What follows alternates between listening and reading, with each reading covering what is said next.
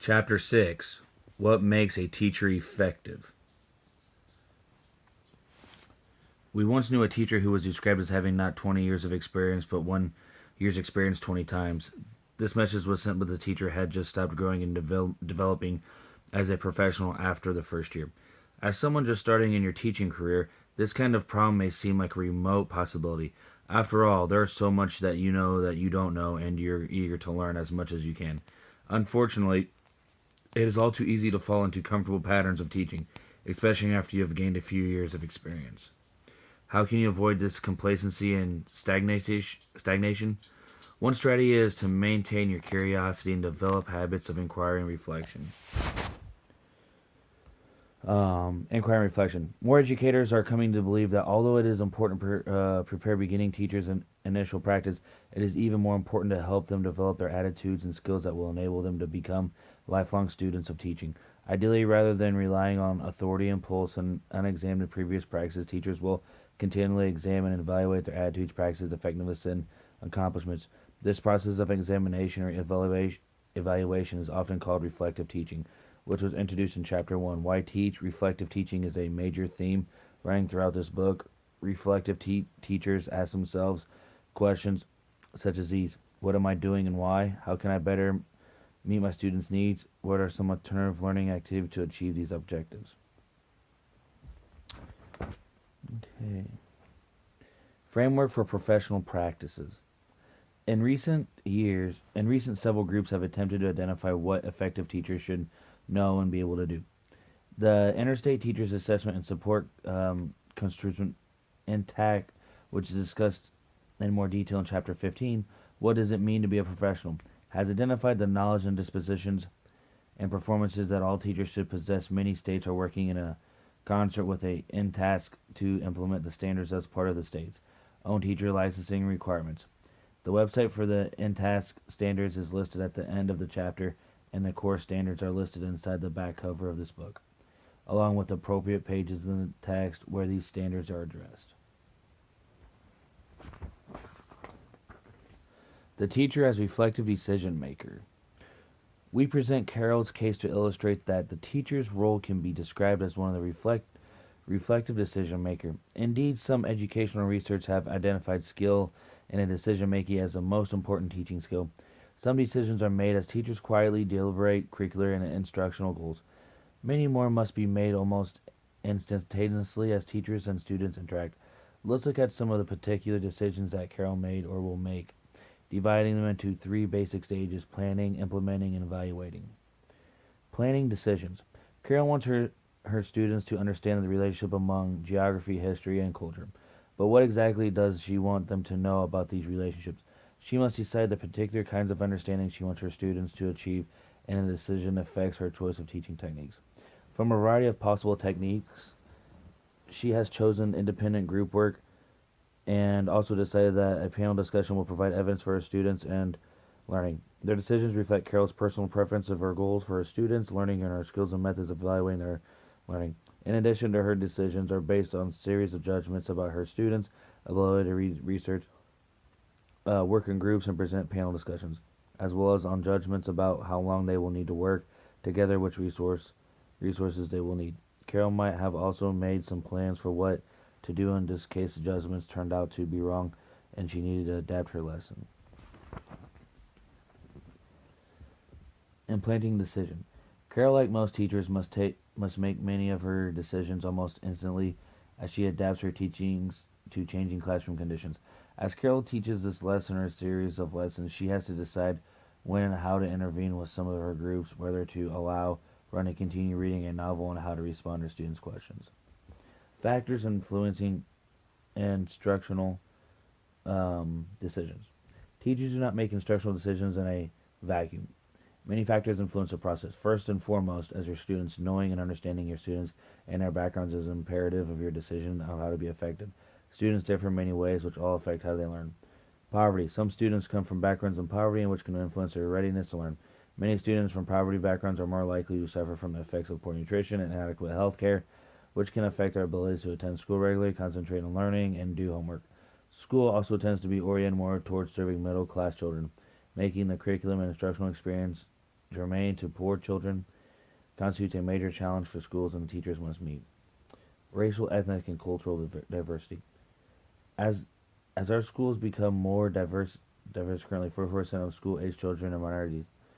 Many students native Latin groups will not be English, presenting a serious challenge to schools and teachers. Gender. Students' gender influences how we think of them and what we expect of them. Treating boys and girls equal to be as individuals rather than stereotypes is a challenge for both male and female teachers. Special needs. You will undoubtedly have children with special needs in your classroom. Differentiating instruction to meet both their needs and the needs of your other students will be a challenge. Other factors. Students differ in terms of their needs for belonging, safety, and self esteem. Children coming up from secure home situations will likely have different needs than children who have not had this kind of stability. Your students will all have different abilities, achievements, and learning styles, and your challenge will be to provide a variety of learning experience to accommodate diversity that your students will bring in the classroom.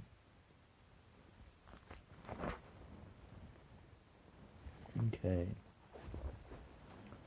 What attitude does the effective teacher possess? Many people believe that the teacher's personality is the most critical factor in successful teaching. If teachers have warmth, empathy, sensitivity, enthusiasm, and humor, they are much more likely to be successful than a lack of these characters. In fact, many people argue that without these attributes, an individual is unlikely to be a good teacher. The Leaders in Education feature portrays one teacher knows her positive attitude, Helen Keller's famous tutor, Anne Mansfield Sullivan. 4 years educate 4 years educational research sought to isolate the characteristics essential to good teachers. General information about a teacher's personality, attitude, experience, and achievement and aptitude were all examined in an effort to predict a teacher's classroom behavior. Unfortunately, these characteristics were often unrelated to the teacher's work in the classroom and they ignored the most important measures of the teaching and interaction of the teacher with the learners and academic performance of the students being taught. Two research summing 50 years of research on teachers' personalities and characteristics conclude, despite the critical importance of the problem and half-century of project research effort, very little is known for certain about the nature of a measurement in teacher personality, about the relation between teacher personality and teaching effectiveness. A person's attitudes, that is, his or her proposition to act in a positive or negative way toward people's ideas and events, are a fundamental dimension of the individual's personality. Although the relationship between general personality traits and teacher effectiveness has proven elusive, almost all educators are convinced of the importance of teachers' attitudes in the teaching process. Teachers' attitudes towards themselves, self-understanding. There is evidence from psychology that people who deny or cannot cope with their own emotions are likely to be incapable of respecting and coping with the feelings of others. If teachers are to understand and sympathize with their students' feelings, they must recognize and understand their own feelings. Many colleges are responding to this need. Okay. Teachers' attitudes towards children. In general, a teacher's expectation that all students can succeed seems to make a difference in students' achievement. As a teacher, you need to believe that all your students are capable of high academic achievement and adjust your beliefs and behaviors based on their needs, abilities, and aspirations of each individual student. Most teachers occasionally harbor attitudes or feelings toward some of their students that are detrimental to being an ineffective teacher. Strong likes and dislikes of particular people, bias toward or against a particular ethnic group, low learning expectations for children from poverty backgrounds, and bias in a favor or against certain kinds of student behavior. All can reduce teaching effectiveness. Self-awareness of such attitudes towards individual peoples or classes with their own feelings and beliefs. If teachers possess empathy for their students and value them as unique individuals, these teachers will be more effective and will derive more satisfaction from their teaching. If a teacher expects a student or a group of students to behave in a certain way, the teacher's attitude may serve as a self-fulfilling prophecy.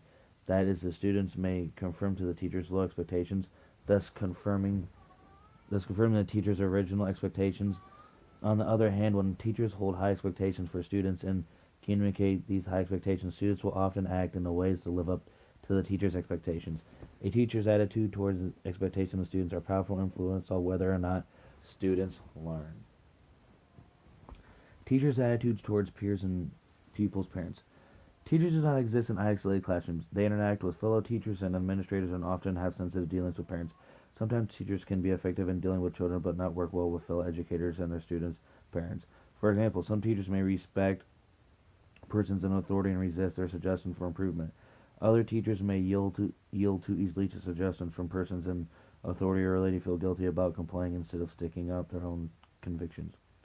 Or some teachers may feel the need to compete with their other teachers for administrative or student approval. Many of the common comments already made regarding teachers' attitudes toward themselves and children also apply to their attitudes toward peers and parents. Some teachers may harbor feelings of superior prejudice toward students, parents. Others simply have little tolerance for people who differ from them in values, cultural background, or economic status. As a result, they treat parents with disdain and contempt rather than patience and respect. By power, children to achieve show attitudes or acceptance in their dealings with other teachers and parents. Teachers should be real, genuine, value other people as worthy in their own right, and show empathy. Teachers' attitudes toward the subject matter. The message in one word is enthusiasm. Just as students are perspective in describing the teacher's attitude toward them, they are also sensitive in the teacher's attitude toward the subject matter. Teachers who are not enthusiastic about what they teach can hardly hope to instill enthusiasm in their pupils. After all, if you do not care about the subject matter, how can you ever hope to motivate your students into learning about it? Some teachers find it difficult to feel enthusiasm for a curriculum they haven't constructed themselves, don't identify with or don't want to teach. Unfortunately, as states have adopted learning students geared toward mandatory testing for students, the latitude that teachers once had to choose content is being greatly curtailed. States accept teachers who teach the standards at the high stakes assessment tests given as the students exert considerable pressure on teachers to be certain they cover the content contained on the assignments. It's a short chapter. Alrighty. What subject matter knowledge does an effective teacher need? Very simply, prospective teachers need to understand the content of the subjects they teach, as well as the method of teaching the specific content. Three important components contribute to a teacher's content knowledge. First, teachers need to understand the subjects they teach well enough to analyze the convey their elements, logic, possible uses, and social biases. That is, teachers need to understand the structure of the subjects they teach. Second, the teacher must understand the content of the school curriculum that pupils are expected to know. Unfortunately, most college courses in the specific disciplines don't prepare prospective teachers to actually teach the knowledge that students are expected to learn. Much of what prospective students learn from the study of the academic disciplines is not taught to children and is not directly applicable to teaching. This is particularly true for elementary school teachers who are called on to teach content that is rarely taught in universities. For example, a mathematics major who is preparing to teach elementary school may never have occasion to use differential equations or calculus in the content she teaches to elementary age children. Thus, although studying and understanding specific disciplines is crucial, it is not sufficient for effective teaching. A teacher must also study the actual curriculum taught in his or her school as well as the state learning standards for the particular grade.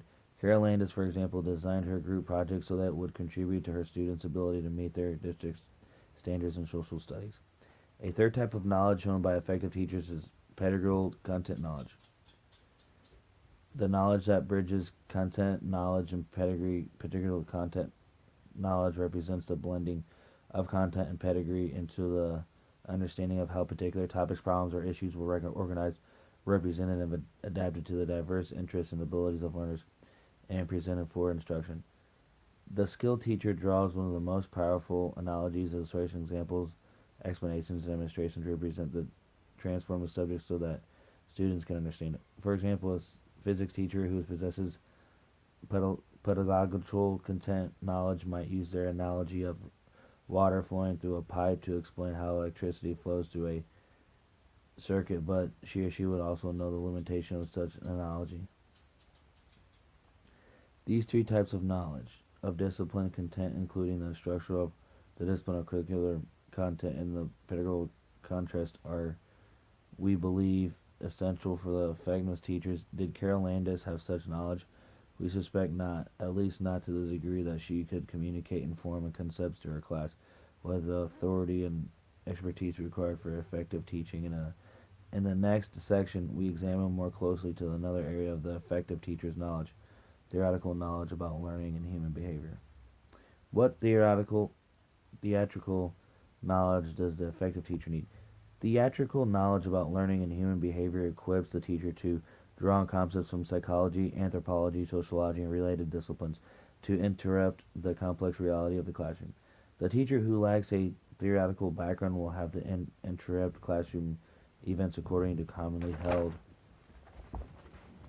held beliefs of common sense, much is based erroneous notions of human behavior.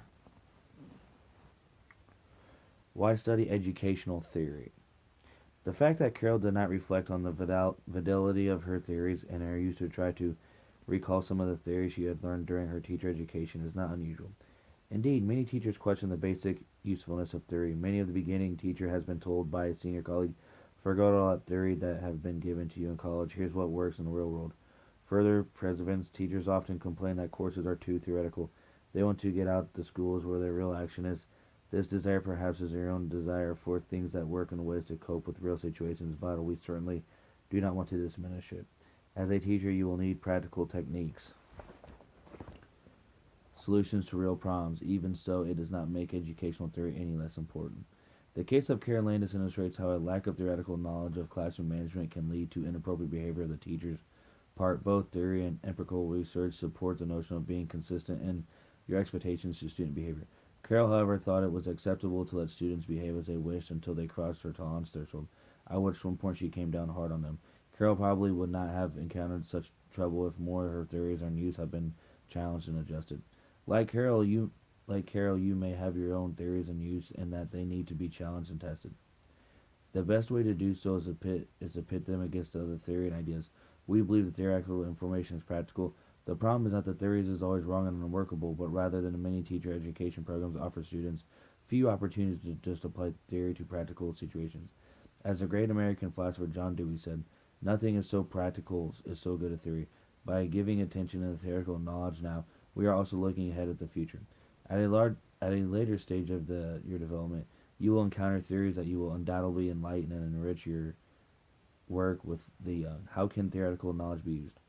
A teacher's theoretical knowledge can be used in two ways: to interpret new or ambiguous situations or to solve problems. Conversely, personal practical knowledge is more limited in applicability and is used primarily to respond to the familiar situations we discuss personal practical knowledge shortly. As a teaching art or science, Future describes the art of teaching as knowing how and when to apply research and theory in a fast-paced classroom. An example of using theoretical knowledge. Let's consider an example of how theoretical knowledge can help a teacher interrupt, interpret classroom events and to solve the problems arising from them. Educational psychology includes a concept known as the zone of proximal development, meaning a range of tasks that a child cannot yet do alone can accomplish, meaning when assisted by a more skilled partner. In other words, the child is on the verge of being able to solve a problem, but just needs some structure. Clues help with remembering certain steps of procedure or encouragement to try. This is called scaffolding. Allow students to complete tasks they cannot complete independently. This zone is where instruction can succeed or where real learning is possible. The concept of the zone of proximal development derives from the work of a Russian psychologist Lev Vatsky, who theorized that a child's culture shapes cognitive development by determining what it will learn about the world.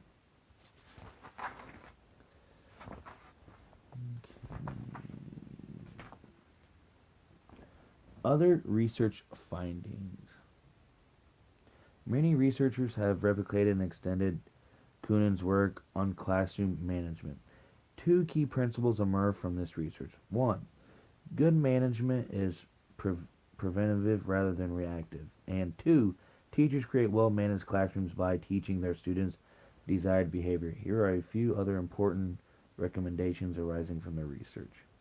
Establish clearly defined rules and routines. Clear rules and routines decrease the complexity of the classroom, minimize confusion, and prevent loss of instructional time. Having students help make rules increase their commitment to abide by them. ensure students of compliance with rules and demands.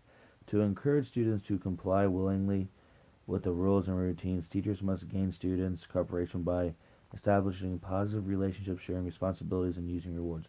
This is accomplished more effectively by establishing and maintaining effective learning environments than by relying on authority or the teacher as a role as a disciplinarian. Nevertheless, teachers must be willing to enforce the consequences for repeated misconduct and to be able to administer those outcomes in a way that is not threatening, punitive, or perceived as unfair. Okay, our final word. This chapter is important one because it provides an overview of what truly effective teachers should know and be able to do. It may have been a frustrating chapter if you concluded that there is no way you can achieve the ideal we described. We share that frustration because we have not attained this idea in our own teaching and we're not certain that we will ever will.